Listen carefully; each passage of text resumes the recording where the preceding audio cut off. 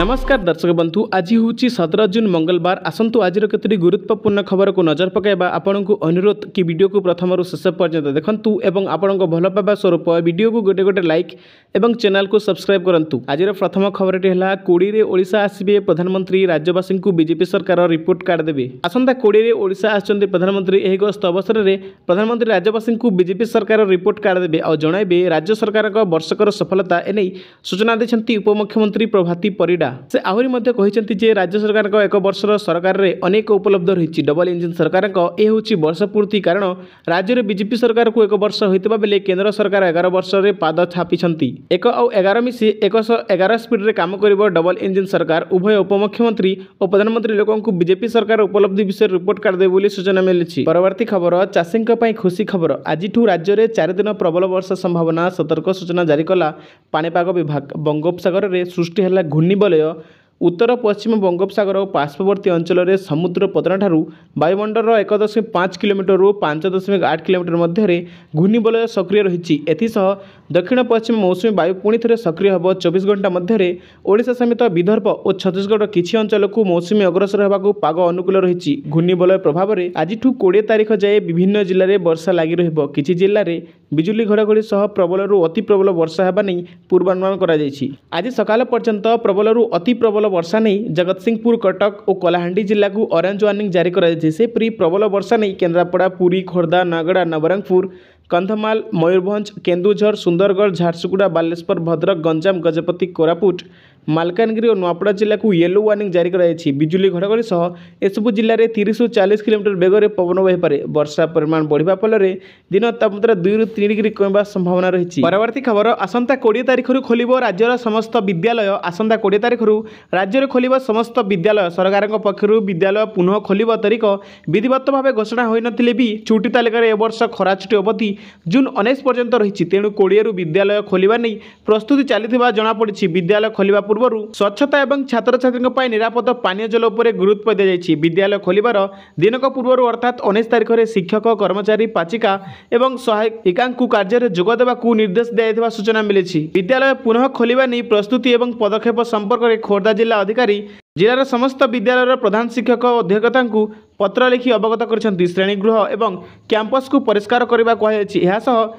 Overhead टांकी सफाई सुनिश्चित करने को परामर्श दी। श्रेणीगृह एवं आसबाबपत्र को सफा करने परिश्रागार और शौचालय परिष्कार कर छात्र छात्री व्यवहार पर प्रस्तुत रखा कहुई। मध्याह्न भोजन में निरापद व्यवहार पर किचेन बासन गैस स्टोव आदि सफा करने को निर्देश रही। समस्त छात्र छात्री निरापद पानीय जल उपलब्ध करने को कहुई। परवर्ती खबर बढ़िला मागणा आधार अपडेट समय सीमा। यापर आउ हेबनी फ्री रे मागणा आधार अपडेट बढ़िबार समय सीमा को भारतीय स्वतंत्र परिचय पत्र कर्तृपक्ष पंचम थर बढ़ाई। चलित मास 14 रे समय सीमा शेष होता बेले ताहाकू 2026 जून 14 पर्यंत वृद्धि कर पूर्व 3 मासिया और 6 मासिया महलत वृद्धि कर।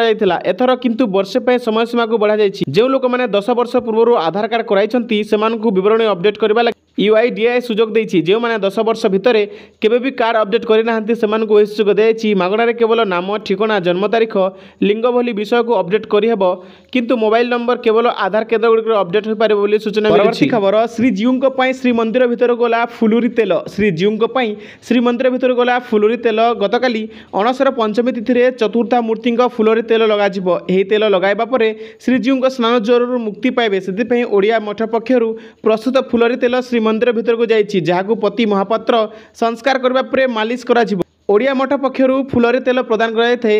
हेरा पंचमी तिथि में 2टी माटी निर्मित घुमारे घणापेणा राशि तेल में विभिन्न औषधीय द्रव्य मिश्रण कराई। पर से औषधीय द्रव्य सह अनेक सुबासित फूल मिश्रण कराई। एही तेल को हेरा पंचमी तिथि वर्षे पर्यंत माटी तले पोता जाई रखा जाए। गोटे वर्ष पर घुमारे थिबा तेल को माटी तल को कढ़ा जाए जहाकू फुलरी तेल बोली कहुए।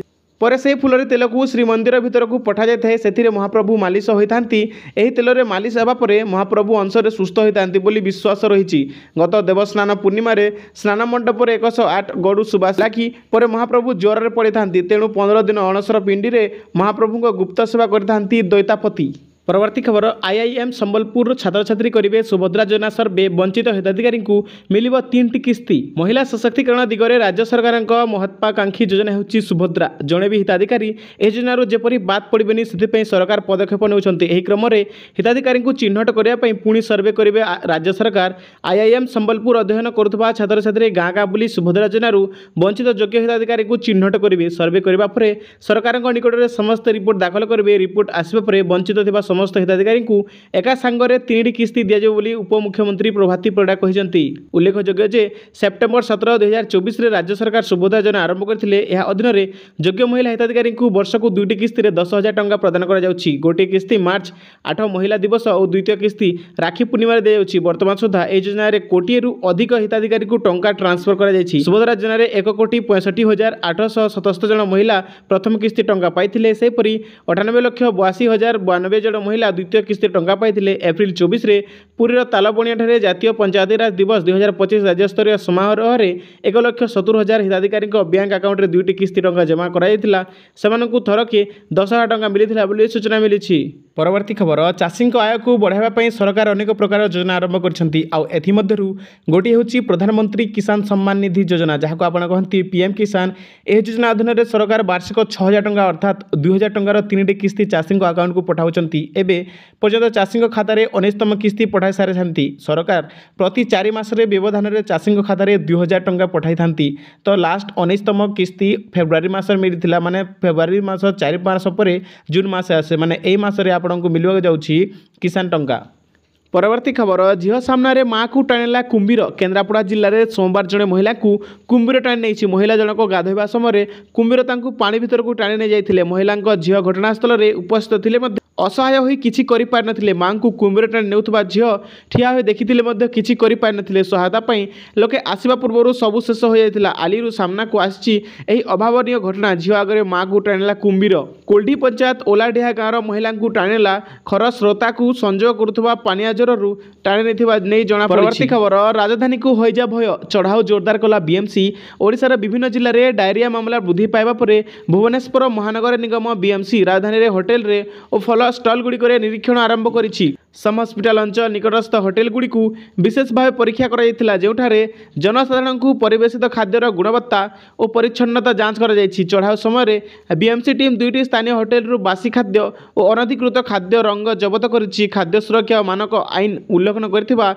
अभियोग रे एही प्रतिष्ठान गुड़िक 7,000 टंका जरिमाना करा जायछि। विभिन्न होटेल में बीएमसी पक्षर जांच कर खाद्यर मान और गुणवत्ता जांच कर खाद्य सुरक्षा अधिकारी नियम उल्लंघन करुवा होटेल उपर मोटा जरिमाना आदाय कर केन्द्रापड़ा जाजपुर भुवनेश्वर सबुठी चढ़ऊ कर राज्यर विभिन्न सहर में डायरिया द्रुत गति व्यापीबा पर Bhubaneswar municipal corporation action mode रे अछि। अधिकारी माने राजधानी अनेक होटेल एवं खाद्यपेय दुकान में चढ़ऊ कर।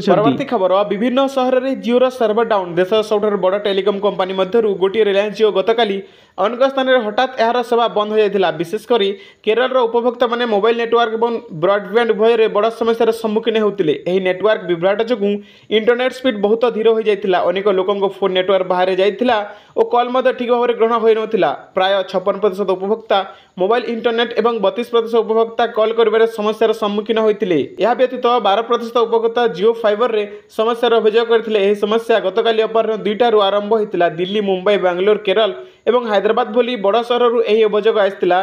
तेबे एने जिओ पक्षर कौन आनुष्ठानिक बयान दि जाए नहीं। परवर्ती खबर मुहांमुही हेबे भारत पाकिस्तान ऑपरेशन सिंदूर पर महामुकाबला। सेप्टेम्बर 30 रु आईसीसी महिला एक दिवसीय विश्वकप 2025 बेंगालुरु ऐतिहासिक एम चिन्नास्वामी स्टेडियम रे आयोग भारत और श्रीलंका मध्य उद्घाटन मैच खेल।